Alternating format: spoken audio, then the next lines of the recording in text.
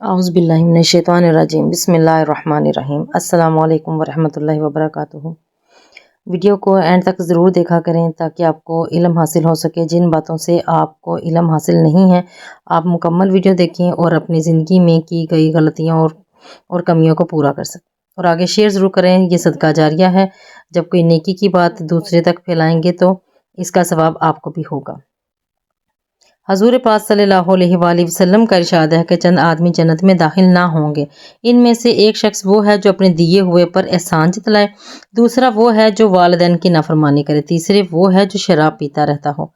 وغیرہ وغیرہ۔ امام غزالی رحمۃ اللہ نے احیاء میں صدقے کے ادا میں لکھا ہے کہ اس کو من اور اعضاء سے برباد نہ کر۔ من اور اعضاء کی تفسیر میں علماء کے چند قول ہیں۔ بعض علماء نے لکھا ہے کہ من یہ ہے کہ خود اس سے اس کا تذکرہ کرے، اور اذن یہ ہے کہ اس کا دوسروں سے اظہار کرے۔ بعض نے فرمایا کہ من یہ ہے کہ اس عطا کے بدلے میں اس سے کوئی بگار نہ لے، اور اذن سے یہ ہے کہ اس کو فکری کا تانا دے، یعنی بعض نے فرمایا کہ من یہ ہے کہ اس کے عطا کی وجہ سے اپنی لڑائی اس پر ظاہر کرے، اور اذن یہ ہے کہ اس کو سوال کی وجہ سے جھڑکے۔ امام غزالی رحمۃ اللہ فرماتے ہیں کہ اصل من یہ ہے کہ اپنے دل میں اپنا اس پر احسان سمجھے، اسی کی وجہ سے پھر امور بالا ظاہر ہوتے ہیں۔ حالانکہ اس فقیر کا اپنے اوپر احسان سمجھنا چاہیے کہ اس نے اللہ جل شانہ کا حق اس سے قبول کر کے اس کو بری الذمہ بنا دیا، اور اس کے مال کی پاکی کا سبب بنا، اور جہنم کے عذاب سے جو زکوٰۃ کے روکنے کی وجہ سے ہوتا نجات دلائی۔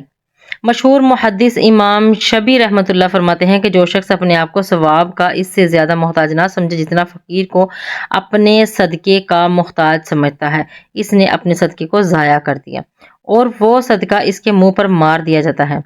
احیاء العلوم قیامت کا دن نہایت ہی سخت رنج و غم اور خوف کا دن ہے، جیسا کہ اس رسالہ کے ختم پر آ رہا ہے۔ اس دن کسی کا بے خوف ہونا، غمگین نہ ہونا بہت اونچی چیز ہے۔ صدقات کو اگر تم ظاہر کر کے دو احمق بات ہے، اور اگر تم ان کو چپکے سے فقیروں کو دے دو تو یہ تمہارے لیے زیادہ بہتر ہے، اور حق تعالی شانہ تمہارے کچھ گناہ معاف کر دیں گے، اور اللہ جل شانہ کو تمہارے کاموں کی خبر ہے۔ دوسری آیات میں ارشاد فرمایا، جو لوگ اپنے مالوں کو خرچ کرتے ہیں رات دن پوشیدہ اور کھلم کھلا، ان کے لیے ان کے رب کے پاس اس کا ثواب ہے، اور قیامت کے دن نہ ان کو کوئی خوف ہوگا نہ وہ مغموم ہوں گے۔ ان دونوں آیتوں میں صدقے کو چھپا کر دینا اور کھلم کھلا ظاہر کر کے دینا دونوں طریقوں کی تعریف کی گئی ہے، اور بہت سی حدیث اور قرآن پاک کی آیات میں ریا کی یعنی دکھلاوے کے لیے کام کرنے کی برائی اور اس کو شرک بتایا ہے، اور ثواب کو ضائع کر دینے والا بلکہ گناہ کو لازم کر دینے والا بتایا ہے۔ اس لیے پہلے یہ سمجھ لینا چاہیے کہ دکھلاوا اور چیز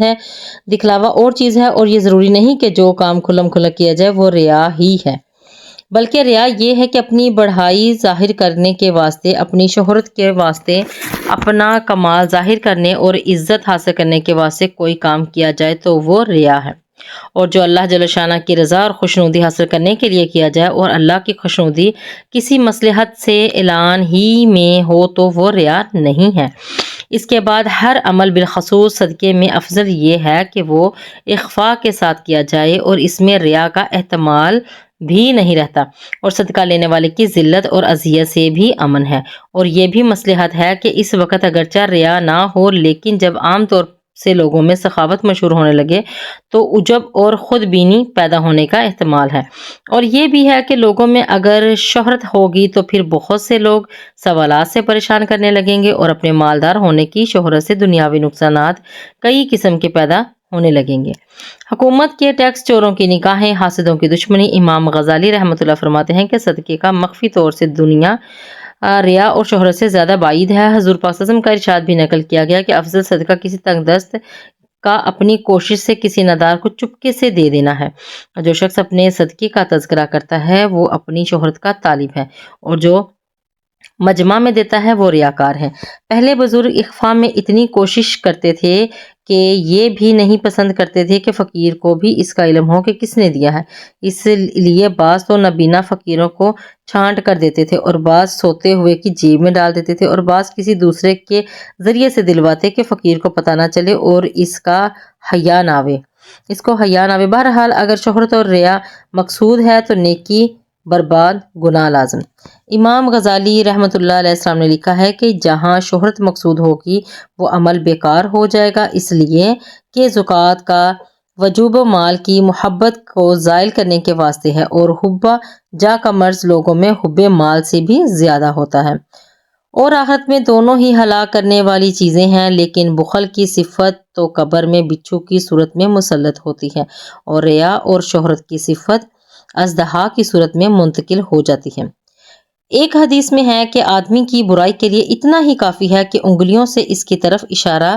کیا جانے لگے۔ دینی امور میں اشارہ ہو یا دنیاوی امور میں، حضرت ابراہیم بن آدم رحمۃ اللہ فرماتے ہیں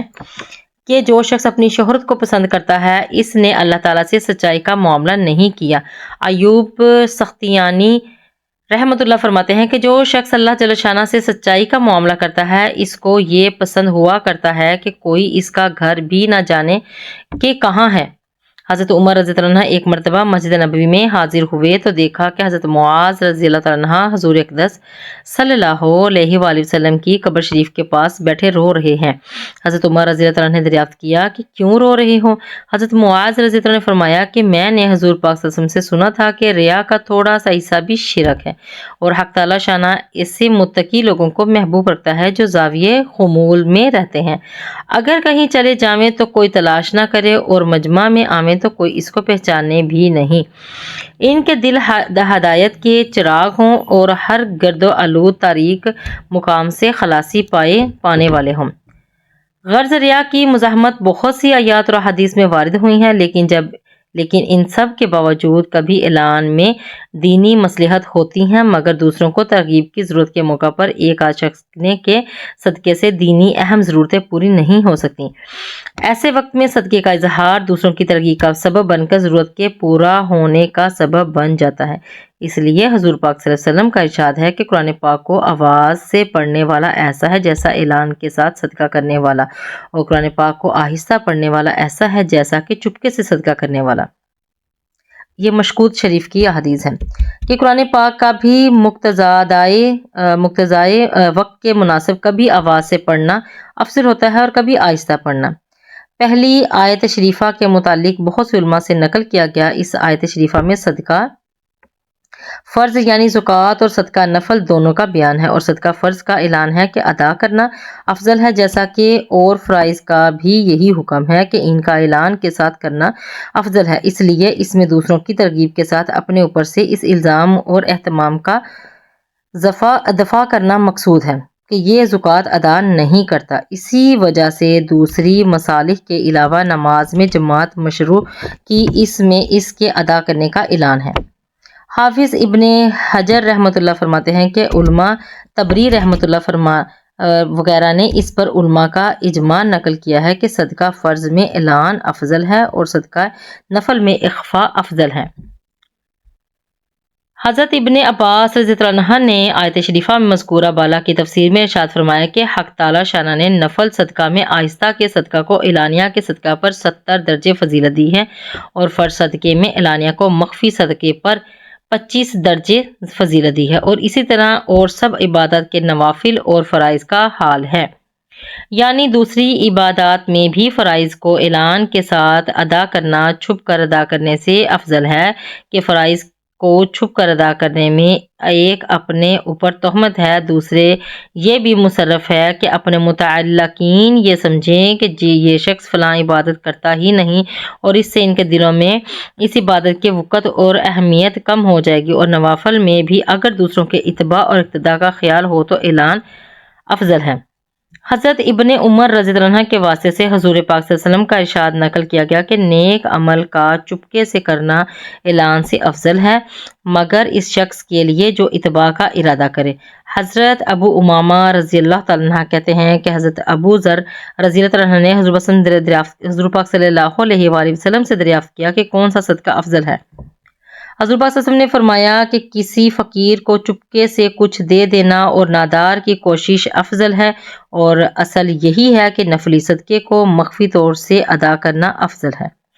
البتہ اگر کوئی دینی مصلحت اعلان میں ہو تو اعلان بھی افضل ہو جاتا ہے، لیکن اس بات میں اپنے نفس اور شیطان سے بے فکر نہ رہیے کہ وہ صدقے کو برباد کرنے کے لیے دل کو یہ سمجھائے کہ اعلان میں مصلحت ہے، بلکہ بہت غور سے اس کو جانچ لے اعلان میں واقعی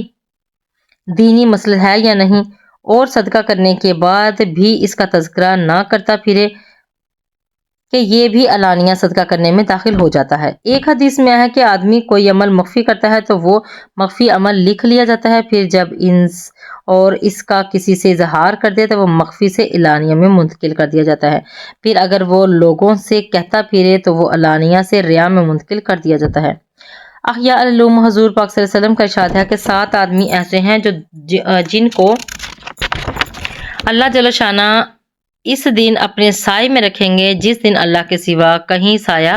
نہ ہوگا، یعنی قیامت کے دن۔ قیامت کے دن ایک عادل بادشاہ حاکم، دوسرے وہ نوجوان جو اللہ جل شانہ کی عبادت میں نشو و نما پاتا ہے، تیسرے وہ شخص جس کا دل مسجد میں اٹکا ہوا ہو، چوتھے وہ شخص جنہیں صرف اللہ کی وجہ سے محبت ہو، کوئی دنیاوی غرض ایک دوسرے کی وجہ سے وابستہ نہ ہو، اس پر ان کا آپس میں اجتماع ہو اور اسی پر علیحدگی ہو۔ پانچویں وہ شخص جس کو کوئی حسب و نسب والی خوبصورت اپنی طرف متوجہ کرے اور وہ کہہ دے کہ میں اللہ سے ڈرتا ہوں، اسی طرح کوئی مرد کسی عورت کو متوجہ کرے اور وہ عورت یہ کہہ دے کہ مجھے اللہ سے ڈر ہے۔ چھٹے وہ شخص جو اپنا اتنا چھپا کر صدقہ کرے کہ بائیں ہاتھ کو بھی خبر نہ ہو داہنے ہاتھ نے کیا خرچ کیا۔ ساتویں وہ شخص جو تنہائی میں اللہ جل شانہ کو یاد کر کے رو پڑے۔ اس حدیث میں 7 آدمی ذکر فرمائے ہیں۔ دوسری حدیث میں ان کے علاوہ اور بھی بعض لوگوں کے متعلق یہ وارد ہوا کہ وہ اس سخت دن میں عرش کے سائے کے نیچے ہوں گے۔ علماء نے ان کی تعداد 82 تک گنوائی ہے، جن کو صاحب اتحاف نے نقل کیا ہے۔ بہت سی حدیث میں حضور صلی اللہ علیہ وسلم کا ارشاد کیا گیا ہے کہ مخفی صدقہ اللہ کے غصے کو زائل کرتا ہے۔ اگلے ویڈیو تک کے لیے اجازت دیجیے۔ ویڈیو کو لائک اور شیئر ضرور کر دیا کریں تاکہ آپ کی بات دوسروں تک پہنچائیں تو آپ بھی ثواب کی نیت سے اس میں حصے دار بن جائیں۔ اجازت دیجیے۔ اللہ حافظ۔